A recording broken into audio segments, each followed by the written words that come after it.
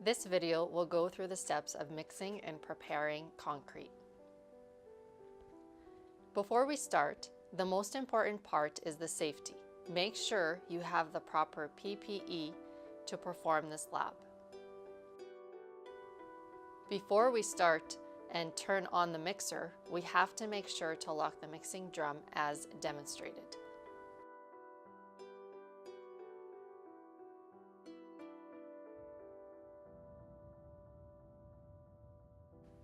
The switch to the mixer is placed on the bottom left side. One person will operate the mixer and one will turn on/off the switch. Proper coordination is important for the operator and the person holding the switch. To make the concrete mix, we need the following materials: gravel, cement, sand, an air and trained admixture, which will be added to the bucket of water.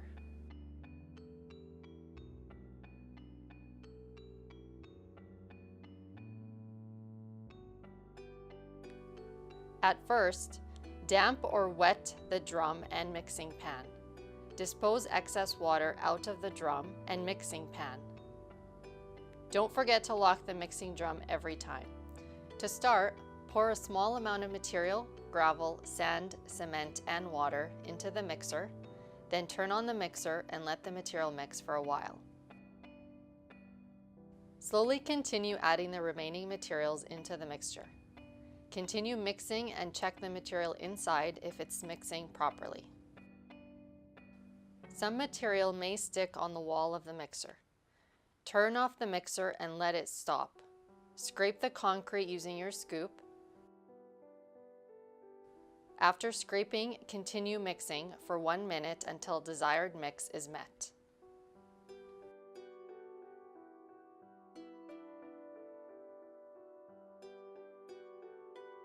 The concrete is then discharged into the mixing pan.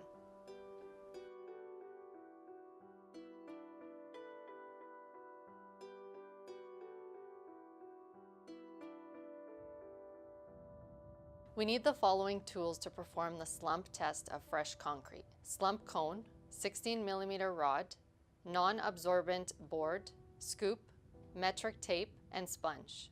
Before we perform slump test, we have to damp the slump cone and the non-absorbent board. Place the slump cone on the non-absorbent board.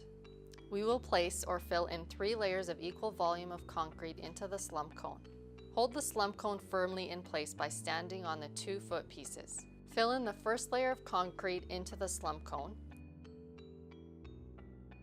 Then rod the concrete uniformly with distributed strokes over the cross-section layer 25 times using 16mm tamping rod without hitting the board.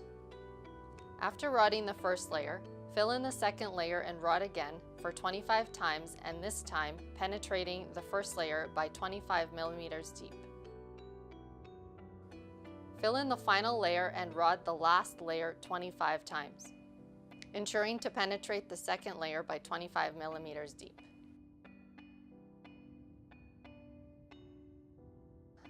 Add additional concrete if rodding operation resulted in subsidence of concrete. Even out the top of the cone using the rod in rolling motion. Clean the slump cone and the board for any excess concrete. Remove your feet and slowly lift the slump cone vertically without any lateral or torsional motion in 5 seconds. Place your slump cone beside the concrete upside down and place the rod on top of the cone. Using your tape measure, measure the slump of concrete from the bottom of the rod to the top of the displaced original center of concrete. Take the slump value to the nearest 5mm.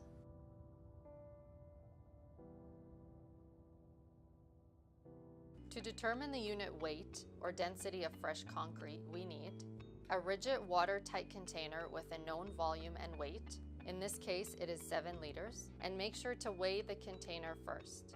We will need a tamping rod, strike-off plate, rubber mallet, scale, and sponge for this test. First, damp the container. We will place 3 layers of fresh concrete of approximately equal volumes. Place in the first layer of concrete into the container. Rod the concrete 25 times using the 16mm diameter tamping rod, with strokes uniformly distributed over the cross-section without hitting the bottom of the container. After rodding, tap the sides of the container using your rubber mallet 10 to 15 times around to remove the voids from rodding and to release trapped air bubbles in concrete. Place the second layer of concrete and rod again 25 times, penetrating the first layer by 25mm deep. Tap the sides of the container 10 to 15 times again. Place the last or third layer of concrete, rod again 25 times, penetrating the second layer by 25mm deep, and again tap the sides of the container 10 to 15 times. After the third layer is completed, smoothly finish and even the top surface of the concrete using the strike-off plate.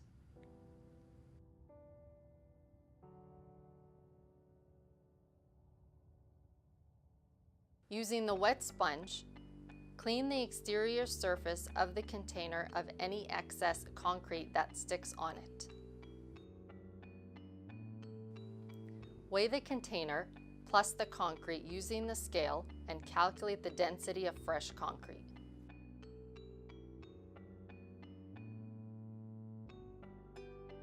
Following the same procedure in unit weight density test, we will be using the sample created from the unit weight test.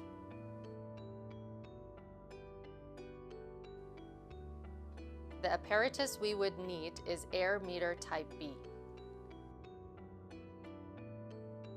To start, grab the air meter apparatus, damp the bottom using wet sponge.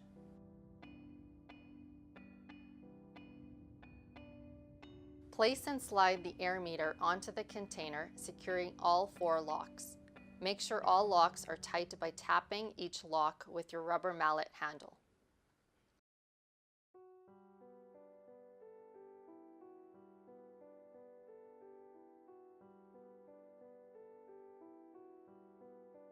After securing the locks, check the 2 petcock valves, make sure it's open, the handle is pointing up.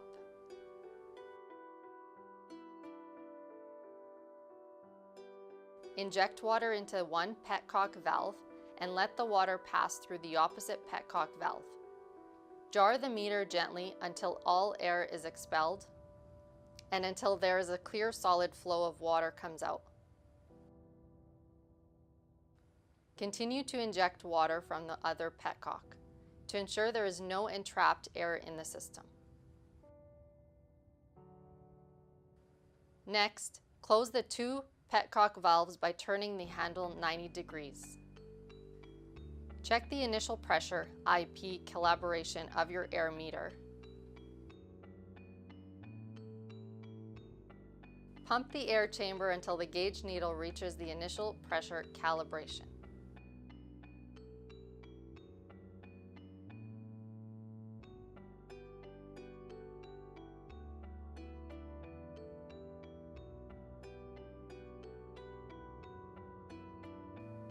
Then, press the lever to open the air valve to release air while tapping the measuring bowl and lightly tapping the pressure gauge until the needle stops.